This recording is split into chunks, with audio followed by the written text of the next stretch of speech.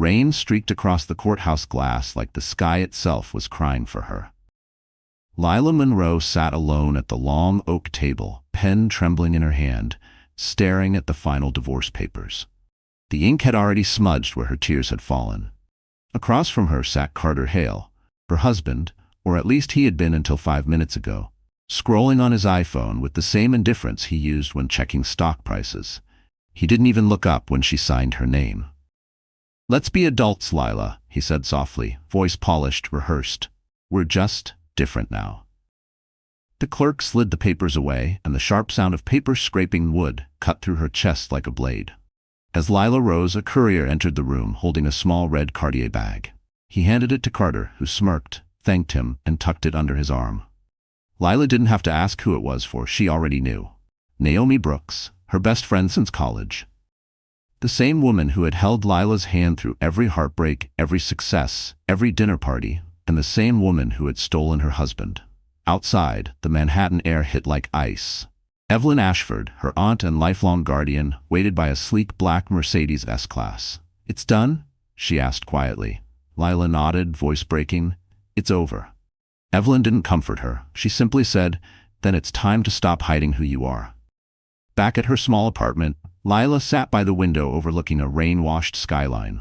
On her desk sat her mother's old Mont Blanc pen and a worn leather folder embossed with the name Monroe Capital Partners. For years she'd ignored it. Too painful, too complicated. But now, as she opened it, a whisper of her mother's handwriting seemed to echo. "When you're ready, the world will remember your name." Her phone buzzed. A notification flashed. "Naomi Brooks tagged you in a photo." Lila opened it. Glowing in a white silk dress, kissing Carter at the River Cafe. The caption read, "New Beginnings." Lila stared at the screen until her vision blurred. Then she opened the Notes app and typed one word, "Rebuild." She didn't yet know what it meant, only that she would not stay broken. Somewhere deep inside, beneath the ruin, something powerful stirred, something she had inherited from her mother. Outside, thunder rolled across the city. The lights of Manhattan glittered like 1,000 watching eyes. Lila wiped her tears, closed the divorce folder, and whispered to the storm, "You took my heart. Now I'll take my life back." And that night, with a single message to her attorney, the heiress inside her finally woke. The rooftop bar in Soho shimmered under strings of golden lights, the kind you see in influencer videos that promise effortless happiness.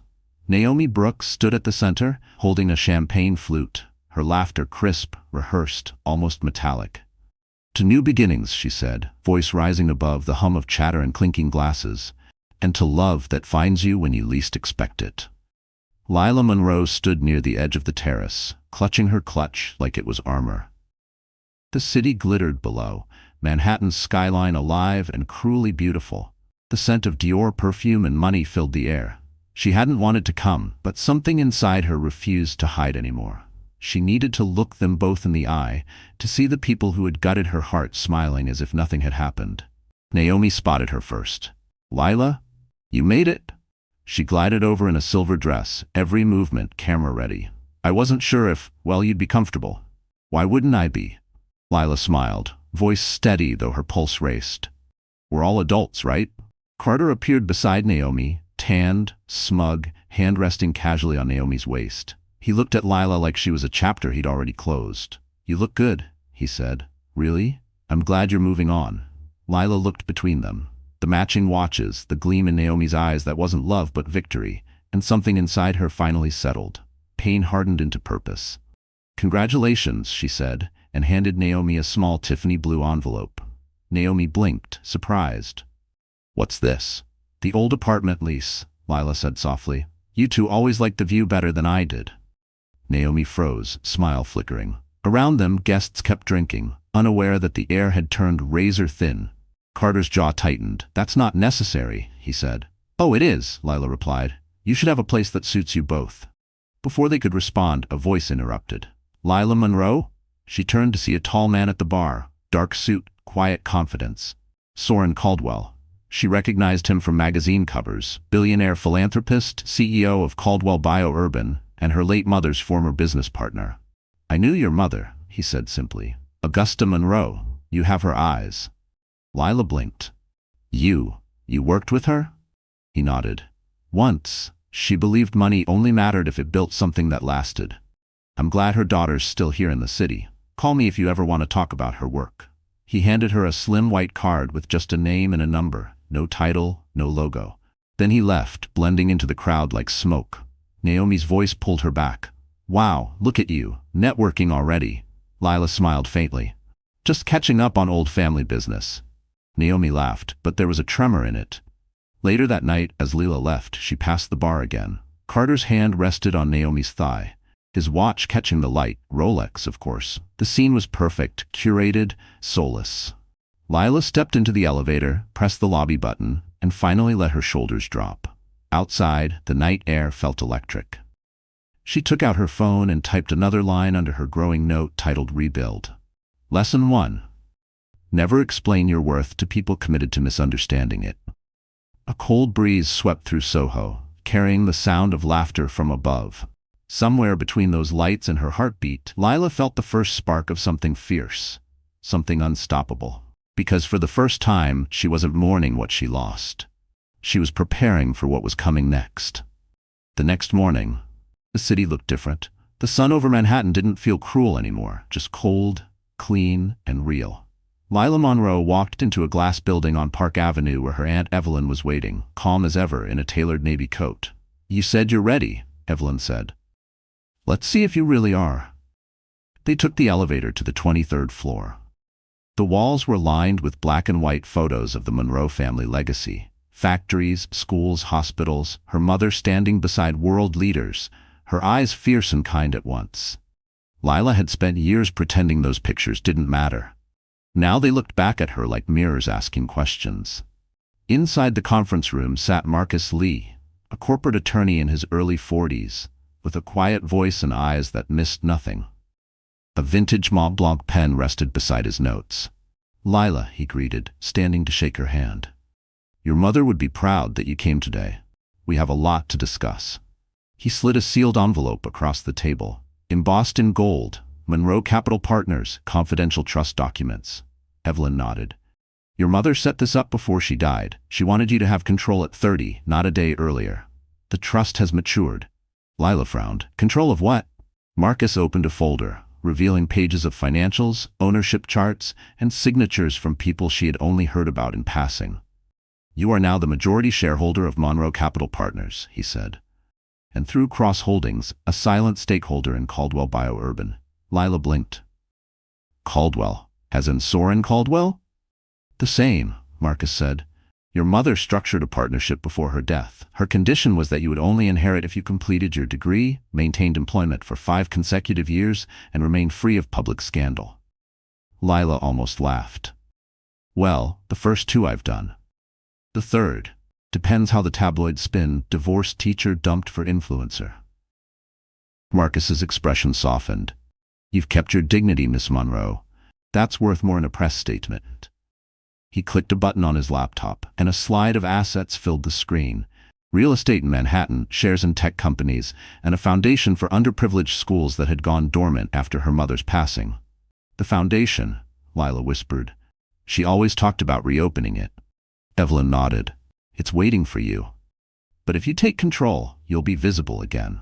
The press will dig, Carter will react, Naomi will spin it. Are you ready for that? Lila stared at the city through the glass. I'm done hiding behind broken people. I want to build something good. Marcus handed her a slim MacBook Pro. Then let's start. We'll refile the trust, transfer oversight, and prepare for board review. You'll need to meet with Caldwell's team next week. For the next 2 hours, they worked. Evelyn's tone was sharp, Marcus's precise, but Lila kept up. Every number, every clause felt like she was learning her mother's language again. When they finished, Marcus said, There's one more thing. Your ex-husband signed several waivers during your marriage. If he concealed assets, we can reopen the settlement. Lila hesitated. You mean, go after him? Marcus looked at her evenly. I mean, seek the truth. Whether you punish him is your choice. She thought of Carter's smug smile, Naomi's champagne laughter. Then she shook her head. Not yet. I'm not ready to fight. I'm ready to rise. As she stood, Evelyn handed her the Mont Blanc pen. Your mother signed her first company contract with this. Now it's yours. Lila smiled faintly. Then let's rewrite everything. Outside, the wind whipped down Park Avenue, but this time, she didn't shiver. Because for the first time in years, Lila Monroe was exactly where she was meant to be. There were mornings when silence hurt more than any insult. The empty side of the bed, the coffee mug that still said Mr. and Mrs. Hale, the small box in her closet that held the onesie she'd once bought on a whim, a white cotton thing printed with the words "Little Dreamer." She had never been pregnant, but she had hoped.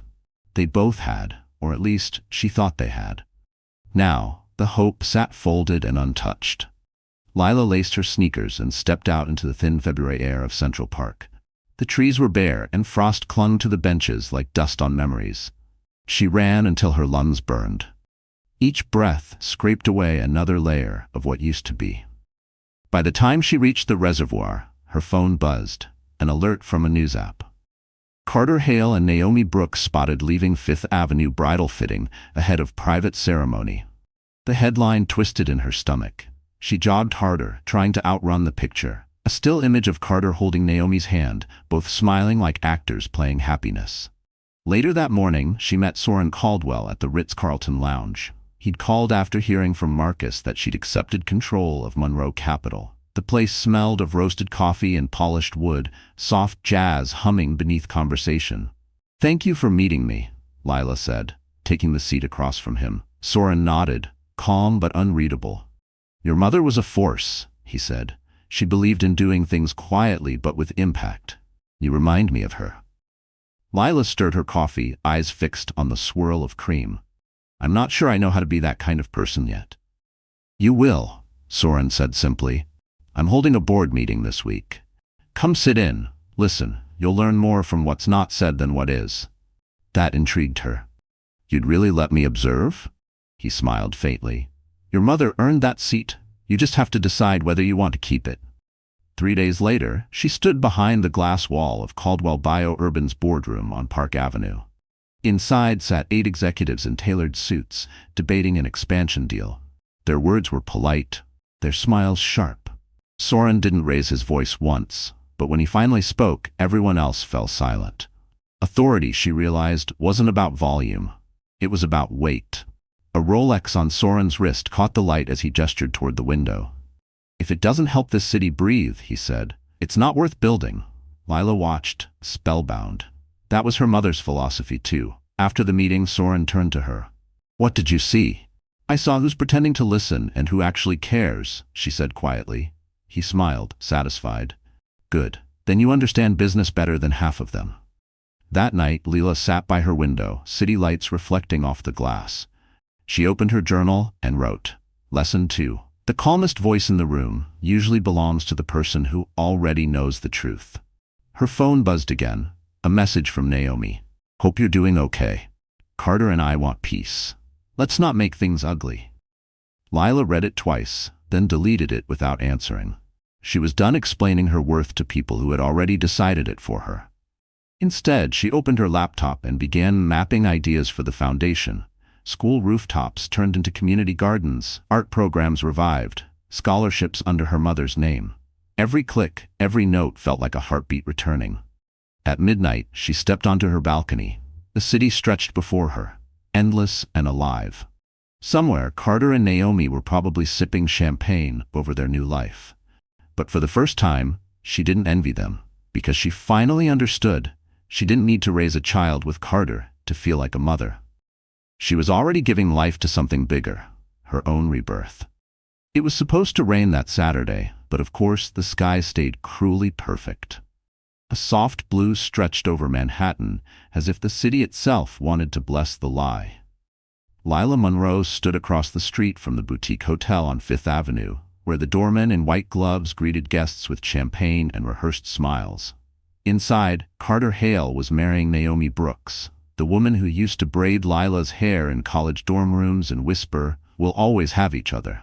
Lila hadn't come to watch, she came to finish something. Her lawyer, Marcus Lee, stood beside her in the car, adjusting his tie. "You're sure about this?"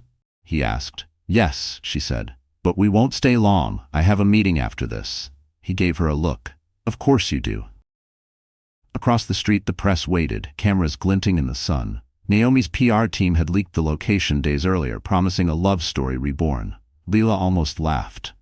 The woman who once said, "I'd never want your life," now wanted her ex-husband, her address, her spotlight. A few minutes later, Naomi appeared in the hotel's glass atrium, glowing in a lace Dior gown. Beside her, Carter stood tall, smug, and camera-ready. When the doors opened, the crowd applauded. A reporter nearby whispered, "They look like they were made for each other." Lila muttered, "They were." Both selfish, both hollow, both hungry. Still, her chest tightened. It was one thing to move on, another to watch your replacement walk down an aisle you built. Inside, the ceremony began. Lila didn't enter. She stayed by the valet, waiting for a different meeting entirely. Anya Reed, a journalist she trusted from her teaching days, now working for the Atlantic Ledger. Anya arrived in a gray coat, hair tied back, voice calm. "You really want to talk about this off-record?" "Yes," Lila said. "No interviews, no quotes, just context, in case they smear me later." Anya nodded. "Understood. What do you want to say?" "That not every silence is weakness," Lila replied. "Some of us rebuild quietly." They shook hands, and for the first time that day, Lila felt like herself again. Measured, deliberate, no longer reacting. The ceremony ended. Applause erupted as Naomi and Carter emerged into sunlight, showered in rose petals. Naomi's veil caught the breeze, flying from her head. Without thinking, Lila stepped forward, caught it before it hit the ground, and held it out. Naomi froze when she saw her. "Lila?" "Congratulations," Lila said evenly, handing the veil back. "You both got exactly what you wanted." Carter's face twisted with discomfort. "Why are you here?" Lila smiled faintly. "To make sure I'm really gone." Naomi's lips parted, but no words came. The photographers turned, catching the silent exchange. Lila didn't flinch. She turned, walked away, heels clicking against marble like punctuation marks. In her Uber, she exhaled for what felt like the first time in months. She opened her phone, not to scroll, but to check an email. Subject: Caldwell Bio-Urban Board Review, confirmation. The meeting was scheduled for Tuesday. She looked out the window as the city blurred past, the boutiques, the glass towers, the world she once thought she didn't belong in. Maybe she still didn't, but she was learning to navigate it. Back at her apartment, she placed the Mr. and Mrs. mug into a donation box, then poured herself tea in a plain white cup. The simple sound of ceramic against wood felt like peace. Outside, sirens wailed somewhere far away. Inside, Lila smiled at the quiet. Because that wedding wasn't her ending. It was just the proof that she'd already survived. And soon, the world would remember the name Lila Monroe. Not as a wife, but as a force. The morning after the wedding, the world moved on. But Lila didn't. She woke up before sunrise, made black coffee in the silence of her apartment, and opened the folder Marcus had sent overnight. Inside were spreadsheets, transaction histories, and copies of Carter's investment projects. Every number was a scar. Every missing dollar was a betrayal she hadn't seen coming. She sat at her kitchen table, the city still half asleep outside her window, and read through everything line by line. Marcus had warned her, "If you open this, you can't unsee it." But she needed to. She needed to know just how deep the lies went. By 8 a.m. she'd found it. A transfer labeled Concierge Fund Holdings LLC. The name looked harmless, but the ledger told another story. It wasn't a business. It was a shell account, one Carter used to hide his gambling losses and luxury spending. Her phone buzzed. "Marcus, find anything?" "Enough to prove he's been lying for years," Lila said. "Then it's time we talk options," he replied. "We can petition to reopen the divorce settlement, but once you move, it's war." Lila took a deep breath. "Not war," she said quietly. "Accountability." By noon, she was sitting across from Marcus in his Park Avenue office, the same Mont Blanc pen from her mother's collection resting between them. A young associate entered, carrying files. "These are all the accounts connected to Carter Hale," the associate said. "It's worse than we thought." Marcus nodded. "He forged your signature on 2 transfers, both tied to marital funds. If we pursue this, it's fraud." Lila stared at the papers. "He used my trust money to finance Naomi's startup, didn't he?" Marcus hesitated. "Partly. The rest went to cover his debts. He's been playing rich while you were paying the price." The words hit harder than she expected. She pictured the nights she'd stayed late at school, buying supplies for her students out of her own paycheck, while Carter wore tailored suits and drove a leased Mercedes he said came as part of his promotion. The betrayal wasn't just romantic, it was systemic. "I don't want revenge," she said finally. "I want the truth in writing." Marcus looked impressed. "Then we'll do it properly." Quietly. That afternoon, Lila returned home and began organizing her own records. Emails, receipts, old texts. She used her MacBook Pro like a detective, tracing every dollar, every lie. For the first time, she realized how much she'd underestimated herself. Numbers had always scared her, but now they gave her power. When the sun dipped below the skyline, she took out the red Cartier box still sitting on her dresser. The bracelet inside had once been a gift from Carter. She opened it, stared for a long moment, then placed it in an envelope labeled Scholarship Seed Fund.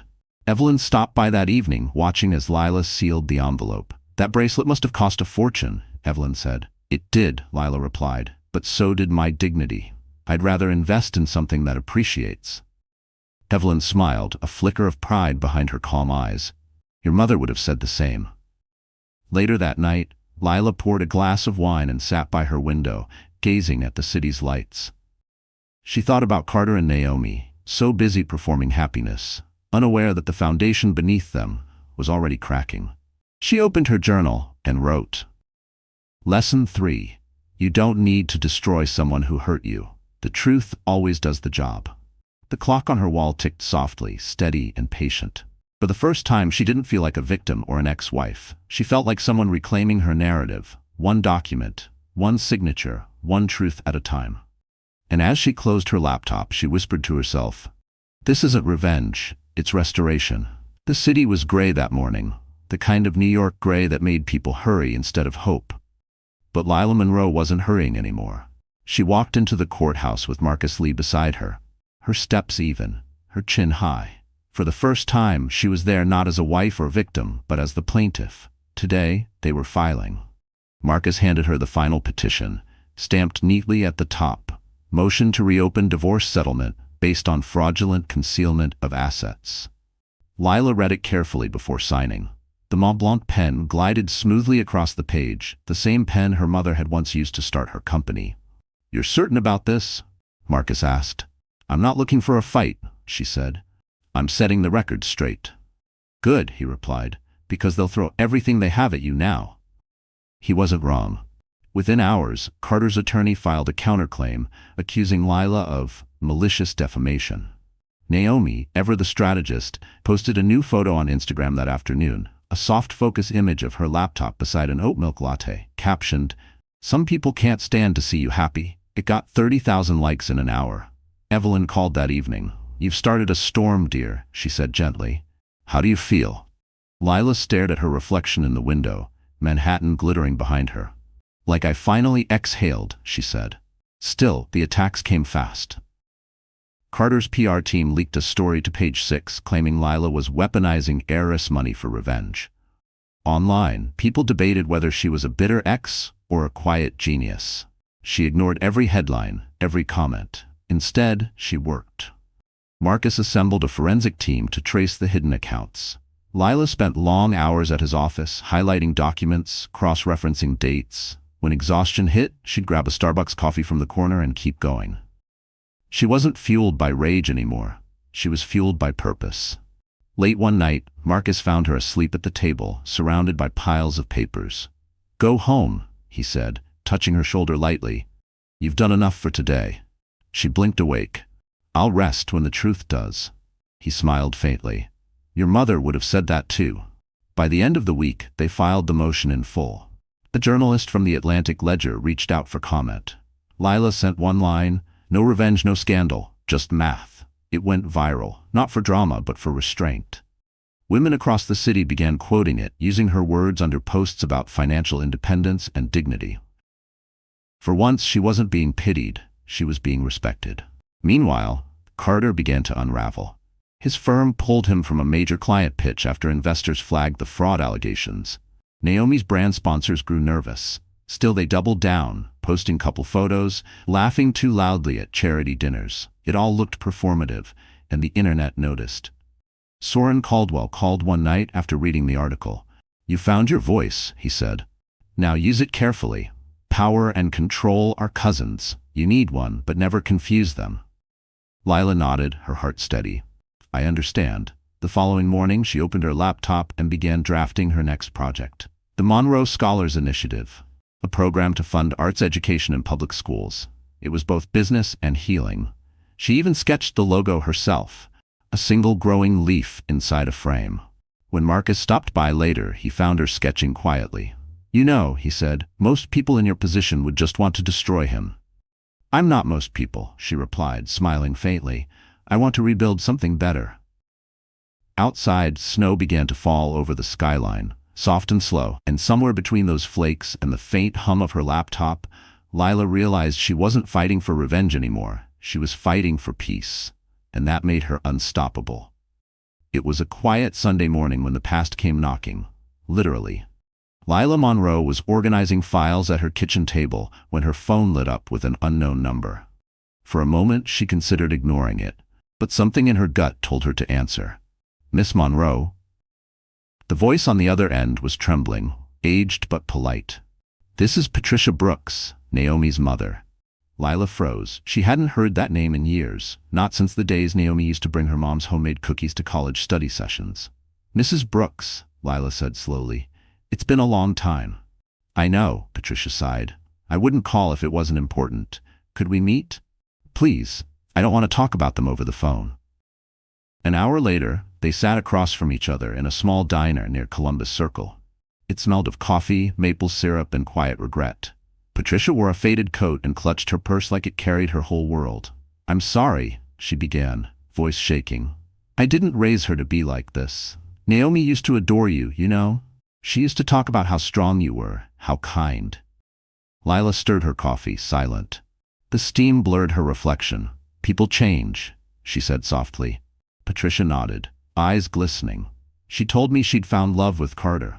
I wanted to believe her, but I see the truth now. He's cruel, Lila, controlling, and she's falling apart.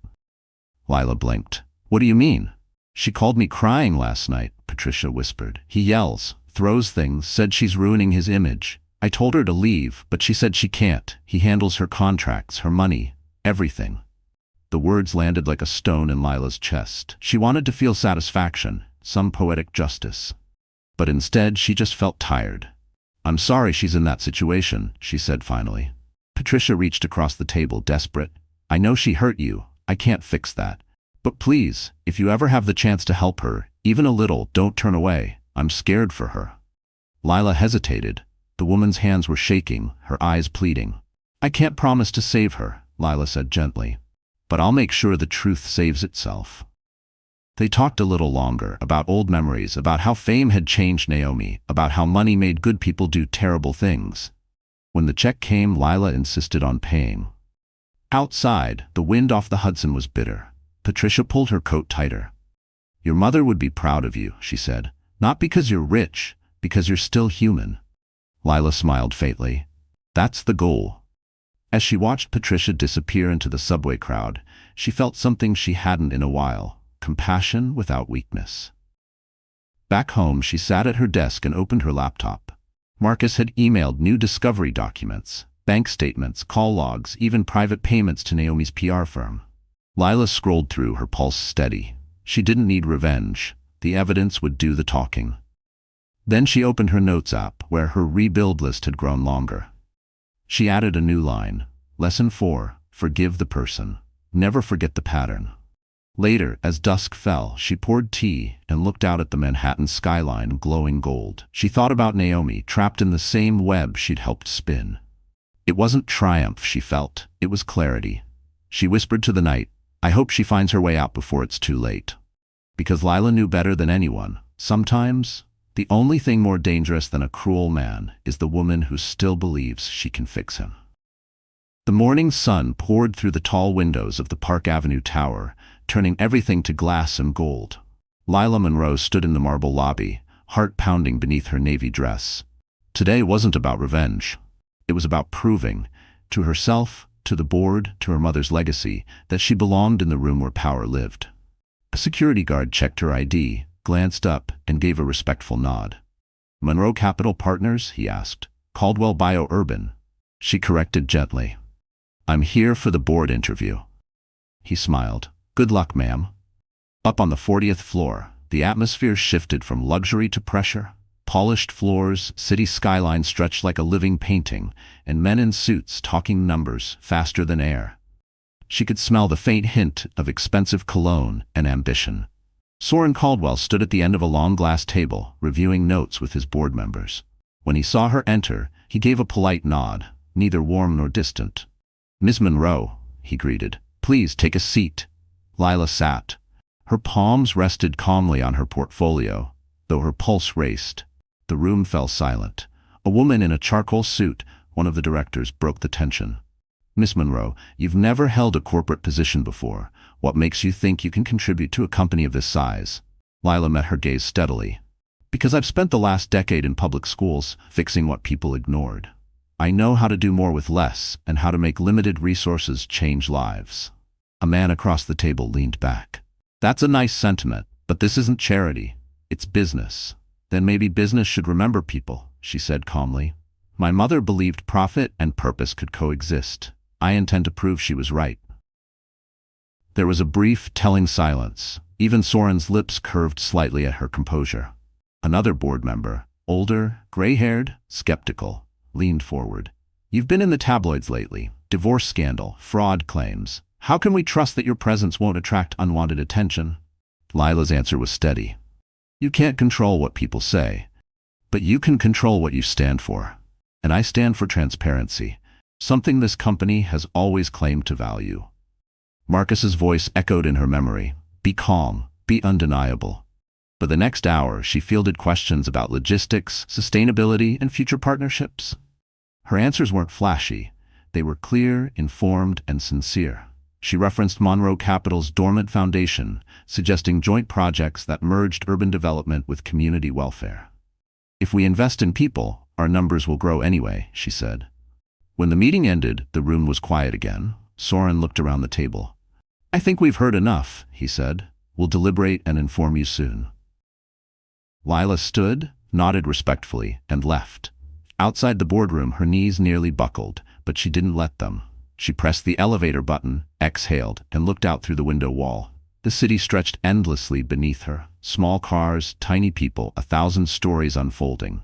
Downstairs, Evelyn waited by a sleek Mercedes S-Class, a soft smile on her face. "Well?" she asked. "I don't know," Lila admitted. "They asked hard questions." "That's what people do when they see potential," Evelyn replied. "You didn't go there to win approval. You went there to reclaim your name." As the car merged into traffic, Lila rested her head against the window, watching Park Avenue glide past. For the first time, she felt calm, not because she was certain of victory, but because she'd shown up as herself. That night, she returned home, placed her Navy folder on the counter, and wrote in her journal, "Lesson 5. Belonging doesn't mean they let you in. It means you walked in anyway." Then she turned off the light, smiling faintly in the dark. Because somewhere behind those glass walls, the board wasn't just discussing her resume. They were realizing that a woman they once underestimated had already learned how to lead. The following Saturday, the sky over the Hamptons looked like brushed silver, restless and quiet. Lila Monroe drove down the narrow coastal road toward a cottage she hadn't visited since childhood. Her mother, Augusta, had rented the small place every summer, their secret world of sand, books, and morning pancakes. It had sat empty since her death. Now Evelyn had asked her to come. "There's something here your mother left for you," she'd said. When Lila stepped inside, the air smelled of cedar and salt. Dust motes floated in sunlight, spilling through linen curtains. Everything was exactly as she remembered: the chipped blue teapot, the faded photograph of her and her mother on the mantel. A rush of emotion hit her so suddenly she had to grip the table to steady herself. On the kitchen counter sat a linen envelope sealed with a wax M. Evelyn stood by the window, hands clasped. "She left this with me years ago," she said softly. "Said to give it to you when you became ready to stop surviving and start leading." Lila's fingers trembled as she broke the seal. Inside were two things: a handwritten letter and a small brass key. She unfolded the letter carefully. Her mother's handwriting slanted elegantly across the cream paper.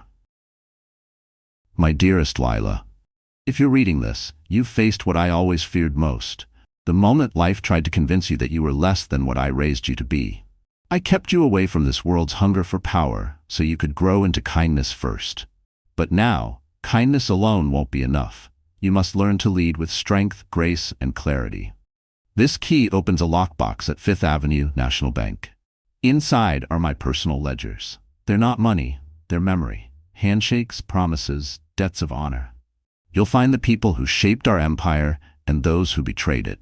Use it not for vengeance, but for wisdom. Let truth be your weapon and compassion your crown.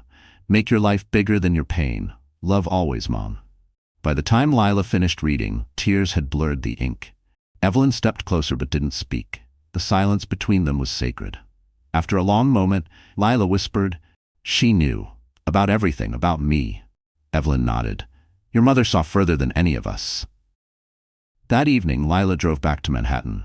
The brass key felt heavy in her pocket, warm from her palm. The next morning, she entered the Fifth Avenue Bank, where an elderly manager led her to a private room. Inside a small steel box lay a leather ledger filled with names, notes, and signatures from decades of deals. Among them, she saw familiar surnames: Caldwell, Hale, and Brooks. Her mother had mapped the city's financial veins, every alliance and betrayal woven together.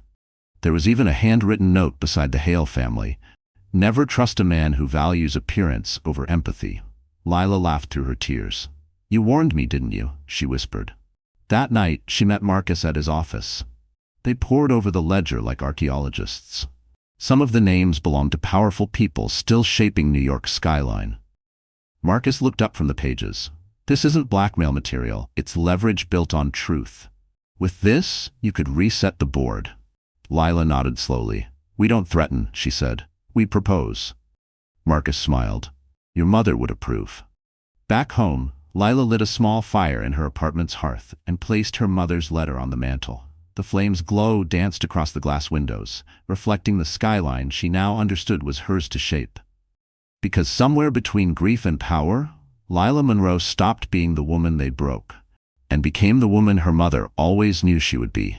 The headlines hit first: "Whispers of Trouble Between Naomi Brooks and Carter Hale." The same magazines that once crowned them Manhattan's golden couple now called them a brand in crisis. Their curated smiles began to look like painted masks, cracking under the lights. Lila Monroe didn't seek the gossip, but New York had a way of putting stories in your path. Every coffee shop TV, every glowing phone screen, there they were, the ghosts of her past, finally showing their seams. She didn't celebrate. She just watched in silence from her office window on the 23rd floor, a simple citizen clock ticking behind her. Time was doing its work. Marcus entered holding a folder. "You'll want to see this," he said. Inside were screenshots, contracts, invoices, proof that Carter's consulting firm was built on lies. He'd funneled client money into Naomi's lifestyle brand to keep it afloat. "They're imploding," Marcus said. "Do you want me to leak it?" Lila shook her head. "No, I don't need to destroy them. I just need to keep building." Marcus smiled faintly. "I'm starting to think you're the only one in this city who believes that." Outside, the skyline glittered coldly, indifferent. That night, Naomi appeared on social media again, posting a video through teary eyes. "I'm taking time away from my brand to focus on my mental health," she said, voice trembling just enough to earn sympathy. But the comments were ruthless. "You built your empire on someone else's pain. Karma doesn't miss." Lila scrolled once, then closed the app. She didn't want to hate Naomi anymore. She just wanted peace. The next morning, Soren Caldwell visited her office unexpectedly. He leaned against the doorframe, crisp suit, expression unreadable. "The board voted," he said. Lila's breath caught. "And?" "You're officially on it," he replied. "Congratulations, Miss Monroe. You've earned your seat." Her knees almost gave out, but she steadied herself. "Thank you," she said quietly. Soren stepped closer. "You were tested. Some wanted to keep you out. But I reminded them that integrity has a longer shelf life than ego." Lila smiled, small but sincere. "I'll try not to let either expire." After he left, she closed her eyes and whispered to the air, "Mom, we did it." Later that afternoon, she visited a small shop on Madison Avenue. In the display case sat a simple silver Citizen wall clock. She bought it, carried it back to her office, and hung it on the wall opposite her desk. Time. Honest, unbranded, unpretentious. That would be her reminder. Across town, Carter's world continued to crumble. His firm placed him on administrative leave. Investors pulled out. Naomi's sponsorships disappeared overnight. They were still legally married, but their public distance was obvious. One night, Lila's phone buzzed at 2 a.m. A message from Naomi. "Are you happy now?" Lila stared at it for a moment, her heart unexpectedly heavy. Then she replied, "No one wins when pain gets recycled. Get help, Naomi." She didn't wait for an answer. The next morning, she arrived at her office early, light flooding through the glass.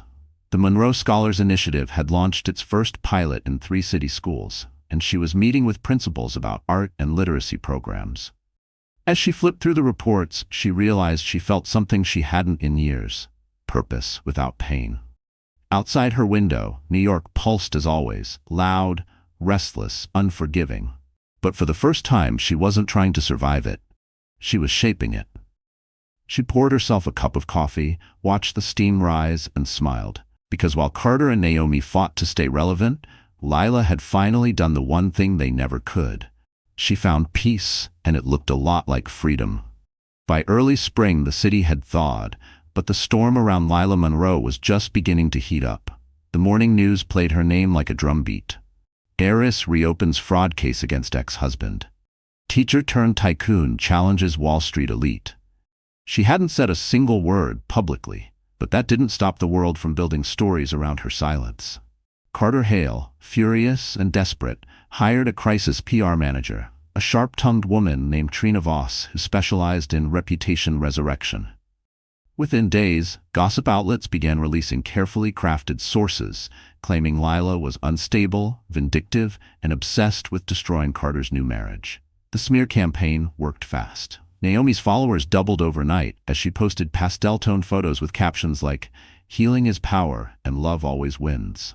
Her curated grief became content. Her tears turned into hashtags. But what no one realized was that Lila wasn't hiding, she was preparing. Marcus called one morning from his office, voice tight. "They're trying to rewrite the narrative. We can't stay silent forever." "I know," Lila said, looking out her window at the skyline. "But I won't play their game. We'll do one interview. Just one. No tears, no drama, just truth." He hesitated. "You sure?" "Yes," she said. "If I'm going to speak, it'll be in my own voice." A week later, she sat across from Anya Reed in a quiet studio overlooking Central Park. No makeup team, no script, just 2 women and a single microphone. Anya hit record. "People call you a lot of things," she began. "Heiress, ex-wife, victim. Who do you say you are?" Lila smiled faintly. "I'm a builder. I build things. Schools, gardens, peace of mind. I just happened to have my heart broken along the way." Anya leaned forward. "What do you want people to understand about your story?" "That money doesn't fix betrayal," Lila said. "But it gives you choices. I used mine to choose healing." Her tone was calm, grounded, real. No bitterness, no PR polish. When the interview aired, it wasn't sensational. It was human. Viewers were moved by her honesty. "Finally, a woman who doesn't need revenge to win," one comment read. Another said, "She speaks like someone who's already forgiven the storm." The ripple effect was immediate. Major outlets replayed the interview, quoting her most understated line, "I'm not here to prove anything. I'm here to rebuild what I love."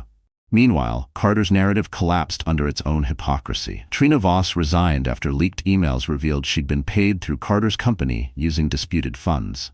Naomi's sponsors started pulling deals. For the first time, the public stopped seeing them as a power couple and started seeing them as what they were: 2 people built on borrowed credibility. That night, Soren Caldwell called. "You handled that interview like a CEO," he said. "Elegant, controlled." Lila laughed softly. "I was just honest." "That's rarer than you think," Soren said. "You may not realize it yet, but people are watching how you lead." She hung up, heart light. For years, she'd tried to be quiet so others could be comfortable. Now, her calm voice carried further than all their noise combined. Later that night, she met Evelyn for dinner at the River Cafe, the same place Naomi once flaunted online. The city lights shimmered on the water. Evelyn lifted her glass. "To truth," she said. Lila clinked glasses. "To peace." As they sipped their wine, a group at the next table whispered her name in admiration.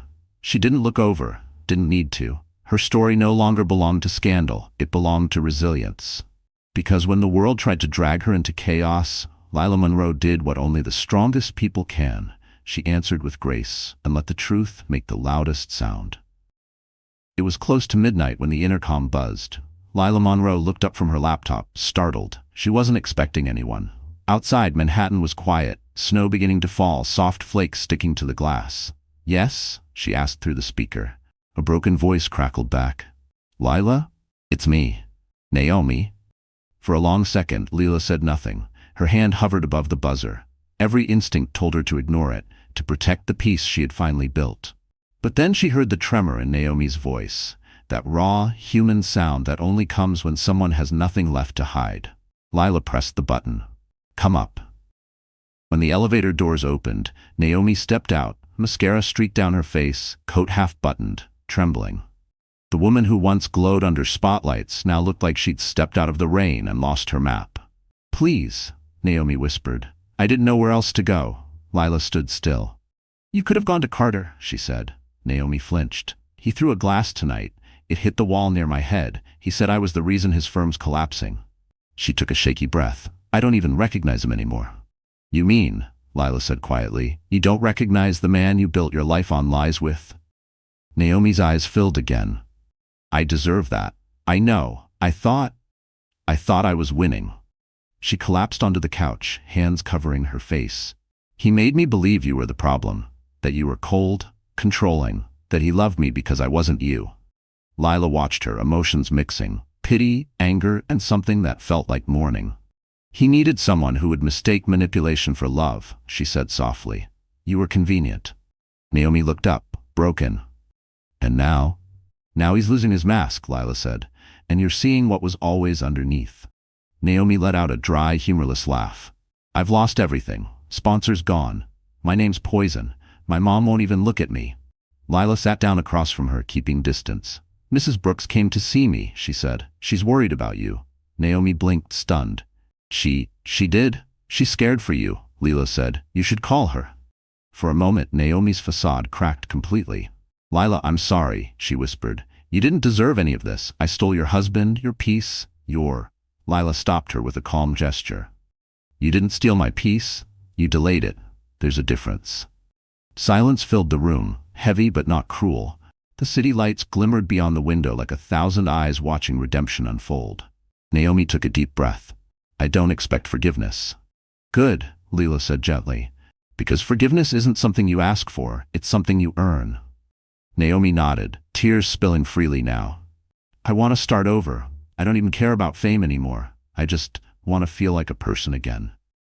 Lila stood and fetched a glass of water. "Then start there. Feel like a person. Call your mom. Get help. You don't have to fix everything tonight." Naomi sipped the water, trembling hands barely steady.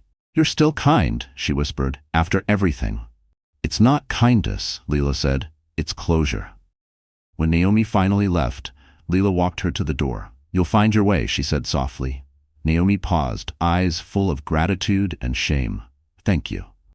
After the door closed, Lila leaned against it, exhausted. The apartment was silent again, except for the ticking of the clock. She poured herself tea, sat by the window, and wrote one more line in her journal. Lesson 6. Sometimes healing means helping the person who hurt you face themselves. She looked out at the city, where fresh snow glowed under streetlights. Because that night, as Naomi Brooks broke apart, Lila Monroe didn't feel vengeance. She felt peace. And peace, she realized, was the most powerful revenge of all. The courthouse conference room was ice-cold, the air sharp with tension and cheap coffee. Lila Monroe sat straight-backed beside Marcus Lee, fingers laced on the table. Across from her, Carter Hale looked like a man trying too hard to seem unbothered, his tie too tight, his smile too practiced. The court reporter adjusted her headphones, her hands poised over the stenograph. "Are we ready?" Marcus asked. Carter's attorney smirked. "We'll see." The deposition began. "Mr. Hale," Marcus said evenly, "when you filed your joint financial disclosures, did you accurately list all investment accounts under your control?" Carter leaned back. "Of course, I've got nothing to hide." Marcus's brow arched slightly. "Then perhaps you can explain this account. Concierge Fund Holdings, registered to your office address, but funded with transfers from your ex-wife's trust." A flicker of panic crossed Carter's face before he forced a smirk. "That's a mistake, probably clerical." Under oath, Marcus said calmly. You're confirming it was an error? Carter hesitated. I don't recall. Lila watched him, every syllable tightening the knot of truth. She didn't speak. She didn't need to. The silence between his lies spoke louder than any accusation could. Marcus slid another document forward. Mr. Hale, is this your signature? Carter squinted. Looks like it. It is, Marcus said. On a wire transfer for $280,000 to Naomi Brooks Creative 3 days after Ms. Monroe signed your divorce papers. Funds originated from her marital account. You told her the balance was closed. The court reporter's keys clacked like gunfire. That's not, Carter began, voice rising. Please answer the question, Marcus interrupted. Carter's jaw tightened. Yes, it's my signature. Thank you, Marcus said smoothly. No further clarification needed. The silence that followed was thick enough to choke on. The sound of the ticking clock was deafening. When the deposition ended, Carter stood abruptly. You think you're clever, he sneered at Lila, but all this makes you look vindictive. Lila rose slowly, calm, eyes unwavering. No, Carter. It makes me look finished. He laughed, but it sounded brittle. Outside, reporters waited by the courthouse steps, flashes bursting like fireworks. Lila ignored every shout, every question. She kept walking, snow melting under her heels, Marcus beside her. Nicely done, he said. You didn't flinch. I spent years flinching, she said softly. I'm done with that. They stopped by a street cart for coffee, her first act of normalcy in months. Steam curled into the winter air. Across the street, a bookstore window caught her eye. In the display sat a paperback titled Women Who Run with the Wolves. Her mother had owned that same book once, its margins filled with handwritten notes. She crossed the street, bought a copy, and tucked it into her bag. Later that evening, Lila sat by her apartment window, the book open on her lap. She highlighted a passage that read, "A woman who has been burned learns to walk through fire without fear." The words sank deep into her bones. Across town, Naomi texted her, "He's furious. I think he knows it's over." Lila replied simply, "Good, let it be."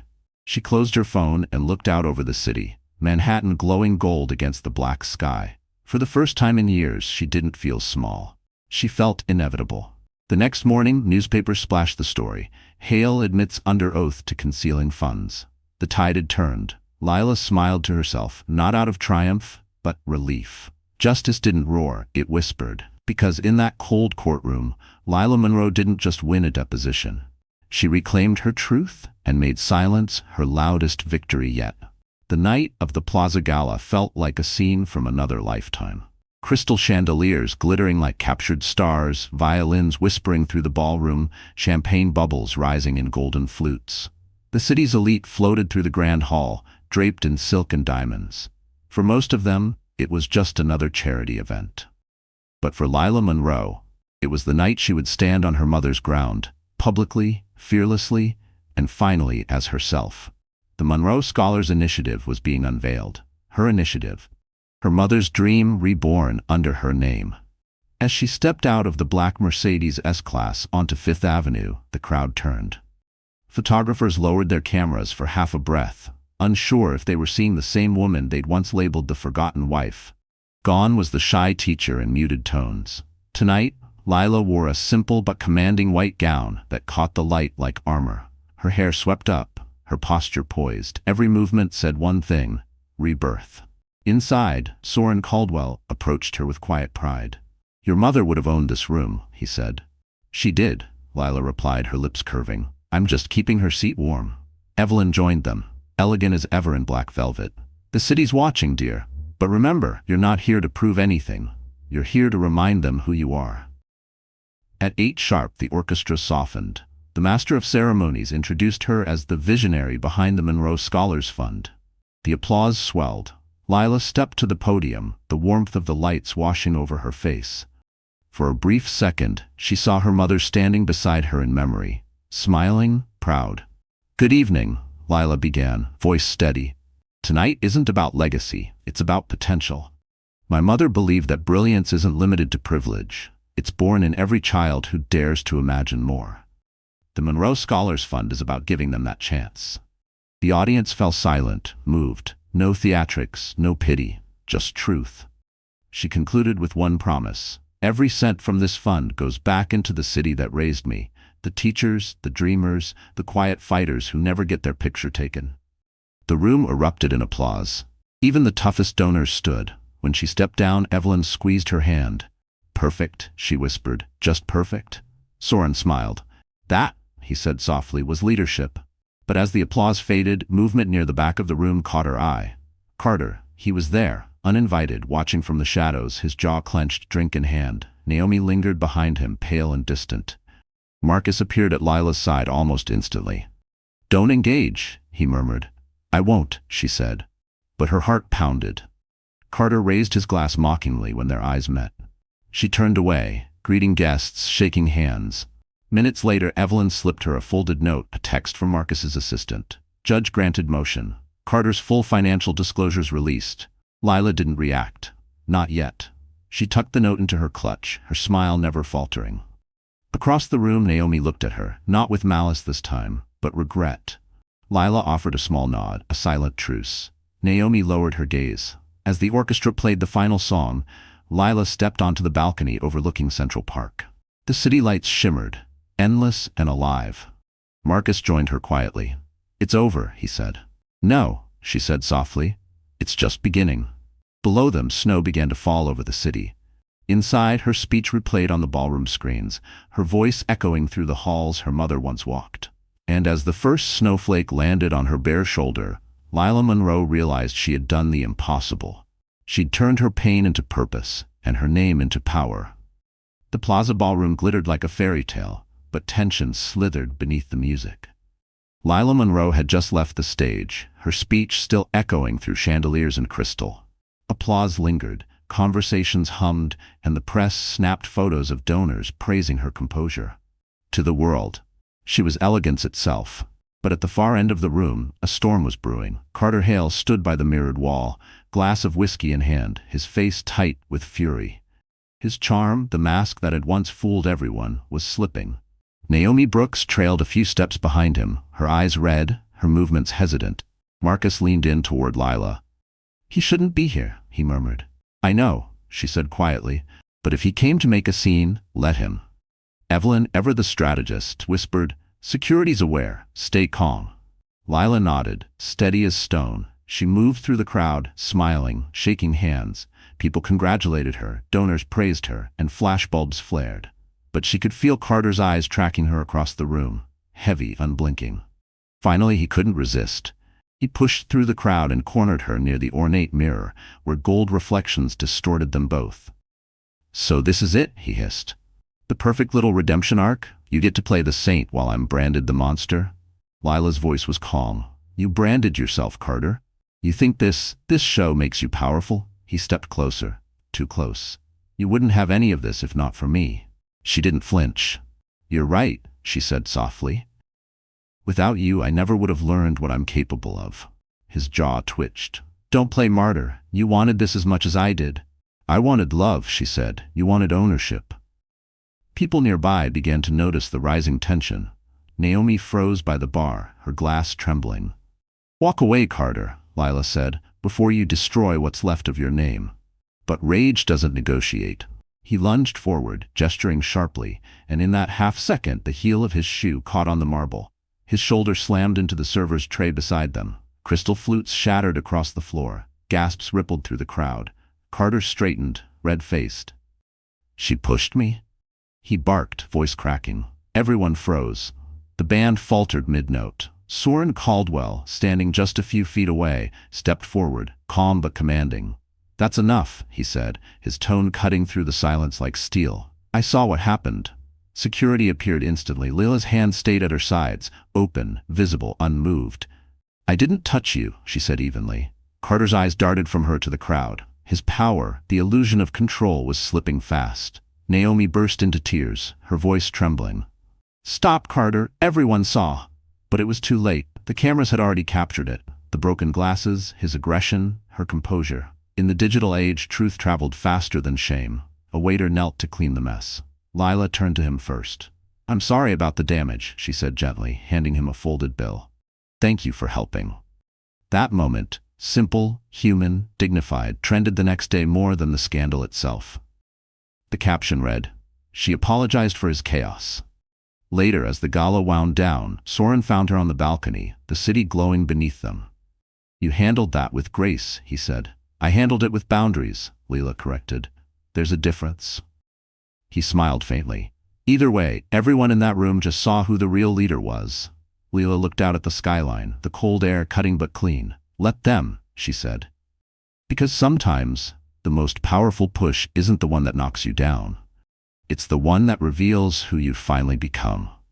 The morning after the Plaza Gala, New York buzzed with the aftershock. News outlets replayed the video of Carter Hale's outburst on loop, his accusation, his stumble, and Lila Monroe's calm apology to the server while glass still glittered at her feet. By sunrise, the internet had already chosen its side. "Grace under fire," one headline read. "Heiress shows class as ex-husband unravels." Lila didn't celebrate. She sat quietly in her apartment, wrapped in a cream sweater, a cup of coffee cooling beside her. The city outside was loud, but her mind was still. This wasn't victory, it was closure slowly taking shape.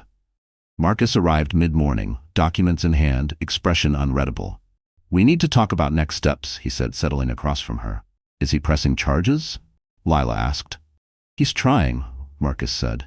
"But the video evidence makes that laughable. His own firm is urging him to settle quietly.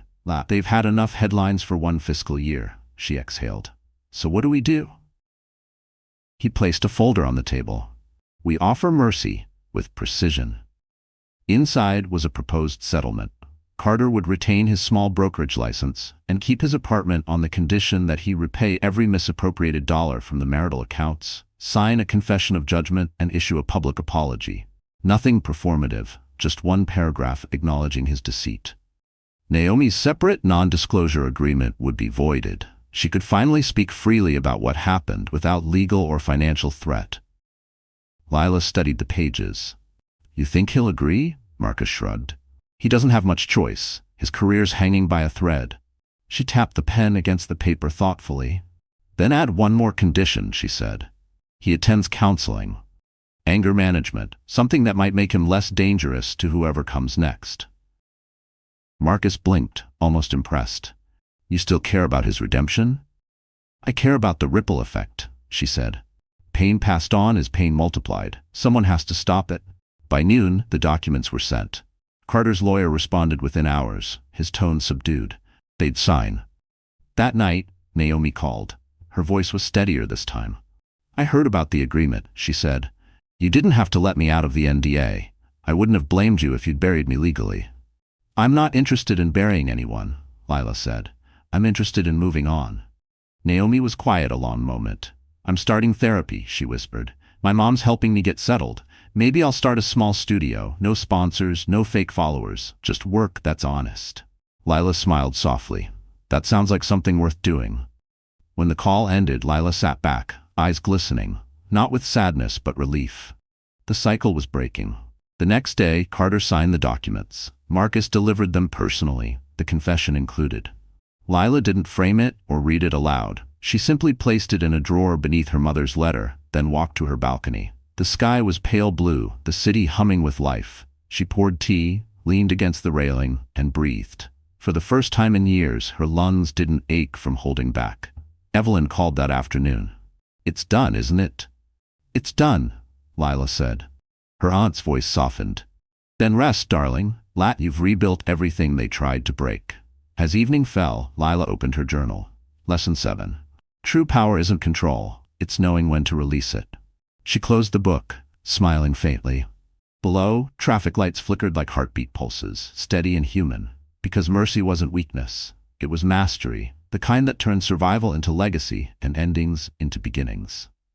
The final hearing was held on a bright April morning, sunlight spilling through the courthouse windows like quiet absolution. For once, Lila Monroe didn't feel dread when she walked through those tall glass doors. She wasn't entering a battlefield anymore. She was stepping into resolution.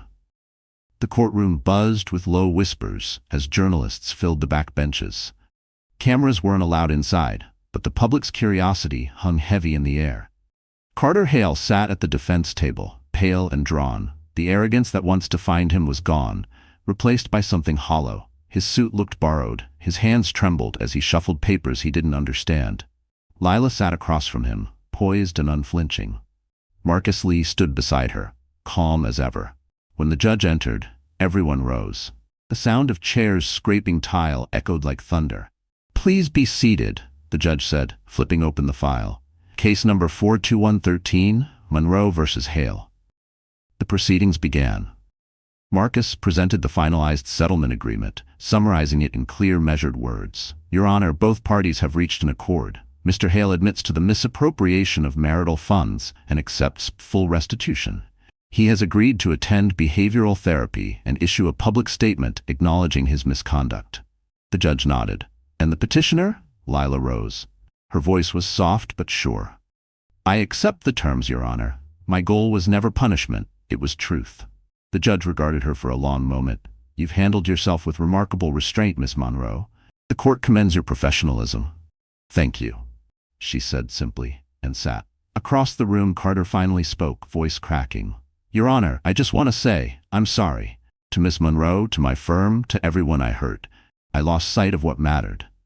Lila didn't look away, but she didn't soften either. She nodded once, acknowledgement, not absolution. The judge signed the papers, his pen scratching the final punctuation mark on years of pain. "With that," he said, "this case is closed. The settlement is entered and binding." A stillness followed, almost holy. It wasn't applause, it wasn't triumph, it was release. When they stepped outside, cameras flared again, but this time, Lila didn't hide. Reporters shouted questions, microphones thrust toward her. She paused only once, speaking clearly into the noise. "There are no winners in stories like this," she said. "Only lessons, and I've learned mine." Then she turned and walked away, leaving the chaos behind. Evelyn waited by the courthouse steps, her black coat gleaming in the sun. "It's over," she said softly. "It's finally over," Lila replied. They walked toward a waiting car, the crowd's noise fading with every step. The air outside was warmer now, scented faintly of spring rain and tulips. Marcus caught up with them, holding a copy of the signed order. "You handled that better than anyone I've ever represented," he said. Lila smiled faintly. "I wasn't fighting him, Marcus. I was freeing myself." Later that afternoon, she returned to her office. The citizen wall clock ticked steadily, each second carrying her further from the woman she used to be. On her desk sat a stack of thank you letters from teachers and students benefiting from the Monroe Scholars Fund. She picked one at random. A child's drawing of a rooftop garden, green vines crawling up paper towers. Underneath, in shaky handwriting, "Thank you for giving us a place to dream." Tears filled her eyes, quiet and grateful. Outside, the sky stretched blue and endless over Manhattan. Because in that courtroom, Lila Monroe hadn't just closed a case, she'd closed a chapter. And as the ink dried, she realized that freedom doesn't come from winning battles, but from finally putting the sword down. The city had started to bloom again. Spring wrapped Manhattan in soft green, and for the first time in years, the air felt easy to breathe. Lila Monroe stood on the rooftop of a public school in Brooklyn, wind tousling her hair, sunlight warming her face. Around her, children knelt beside bright planters, laughing as they pressed basil seeds into the soil. It was the pilot site for the Monroe Scholars Initiative, the first of many rooftop gardens she'd dreamed about. The place smelled of earth and new beginnings. "Miss Monroe," a boy called, holding up a tiny pot. "Is this one gonna grow?" She knelt beside him, her white shirt streaked with soil, and smiled. "If you take care of it, it will. Everything grows when someone believes in it long enough." The boy nodded solemnly, then grinned. "Like you believed in us?" Lila's heart softened. Exactly like that. The sound of laughter, the shimmer of sun against the metal rooftop, it was the music of renewal. Soren Caldwell arrived quietly, carrying a box of seed trays. He looked at her for a moment before speaking. "You're hard to find these days," he said with a half smile. "I had to bribe your assistant with coffee just to get your schedule." Lila chuckled, brushing dirt off her hands. "I've been busy planting more than paperwork." He placed the box down beside her. "I read the press release. You didn't mention yourself once." "I didn't need to," she said. "This was never supposed to be about me." Soren leaned against the railing, gazing over the skyline. "Your mother would have loved this." Lila followed his gaze. The skyscrapers glittered like guardians over the city that had both broken and remade her. She taught me that success isn't about what you own, she said softly. It's about what you leave behind that keeps growing. He nodded, quiet admiration in his eyes. You've built something sustainable, Lila, not just in business, in yourself. She smiled faintly.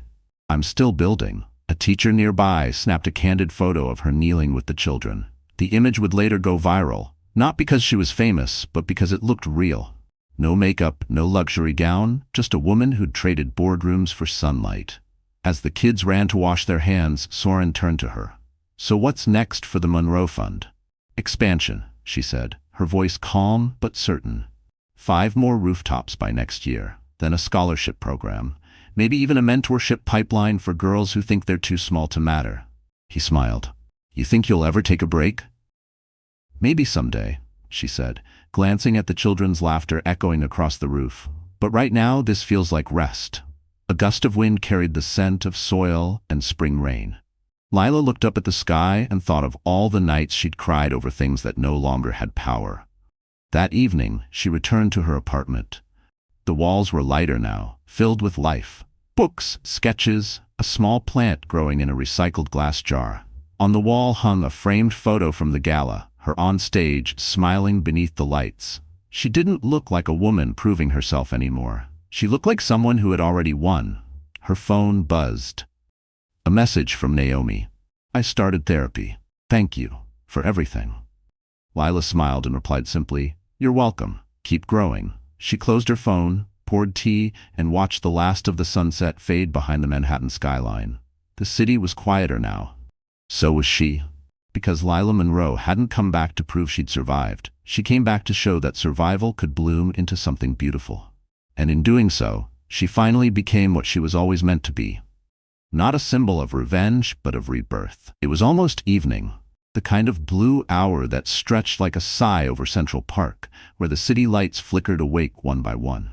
From her apartment window, high above the noise, Lila Monroe watched New York soften under twilight.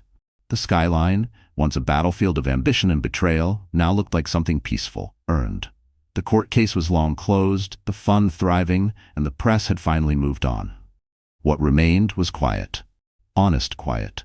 Her apartment reflected that peace. No designer chaos, no reminders of her old life, just warmth. A soft gray couch, a wooden table scattered with sketches from the Monroe scholars' children, and a single brass key hanging by the window, the one her mother had left in the Hamptons envelope. The kettle whistled. She poured herself tea, the scent of chamomile mixing with the faint hum of the city below. On the bookshelf sat her mother's letter, framed beside the paperback she'd once bought at the courthouse. Women Who Run with the Wolves. Her phone buzzed. A text from Naomi. I got my first client today. A small cafe wants me to design their brand. Nothing fancy, but it feels good. Lila smiled. Proud of you. Keep building something real. Next, a message from Soren. Board wants to expand the rooftop program nationwide. You'll need to come to DC soon. She typed back, let's make it happen. But I'm walking into that meeting with dirt on my hands, not diamonds. He replied with a single word, perfect. She laughed quietly to herself, the sound soft and unguarded. Outside, the lights of the Plaza Hotel shimmered across the park, the same place where Carter had fallen apart and she had found her strength. She didn't hate him anymore. She didn't love him either. He was simply part of the story that had led her here. From what she'd heard, he was working quietly now, no longer in finance, doing community outreach for the very programs she funded. It wasn't redemption, not yet.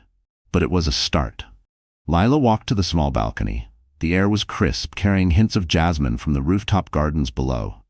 She leaned against the railing, eyes on the skyline. Somewhere, a piano played from an open window, a soft, familiar tune that made her heart ache in a good way. She whispered, Mom, I kept my promise. And in that stillness, she could almost hear Augusta Monroe's voice again, steady and kind. Make your life bigger than your pain. She turned back inside, taking her seat at the table. Her journal lay open where she'd been writing her lessons, one for every chapter of her rebirth. She flipped to the final page and began to write, her handwriting smooth and certain. Lesson 8. Peace doesn't mean forgetting the storm. It means learning to dance when the rain returns. She paused, smiling through tears. The city outside pulsed like a living thing, reflections of headlights stretching across the glass. Somewhere below, laughter echoed from a street cafe. The world kept moving, uncaring and beautiful. She didn't feel small anymore. She didn't feel broken. She felt alive. As she closed her journal, her gaze landed on the framed photo of her and her mother at the old Hamptons cottage. 2 women, 1 legacy. Lila touched the glass gently. "I finally understand you," she whispered. Then she blew out the candle beside her, leaving the room bathed in the blue glow of evening. Because in that quiet hour between day and night, Lila Monroe realized something profound. Revenge ends stories, but grace rewrites them. And hers finally was a story about freedom. Tra vit contentru vu cain elda noi. So that's how her story ends, or maybe how it truly begins. Hey my friend, you're still here, right? If you've stayed with Lila's story until now, something in it must have touched your heart. Maybe it reminded you of your own pain, your own storm. But here's the truth. Pain doesn't define you. How you rise after it does. Lila taught us something the Stoics have been whispering for centuries, from Marcus Aurelius to Epictetus, that we don't control what happens to us, only how we respond. The obstacle is the way, they said, and that's exactly what she lived. She turned betrayal into clarity, heartbreak into purpose, and silence into power. Life will always hand us people who test our peace. But as Lila showed, peace isn't weakness, it's mastery. It's walking away without needing revenge, forgiving without forgetting, and choosing to rebuild rather than ruin. So maybe tonight ask yourself, what's the one thing you can make beautiful from your own pain? If this story spoke to you, even a little, don't forget to like, share, and subscribe, because maybe the next story we tell will be yours.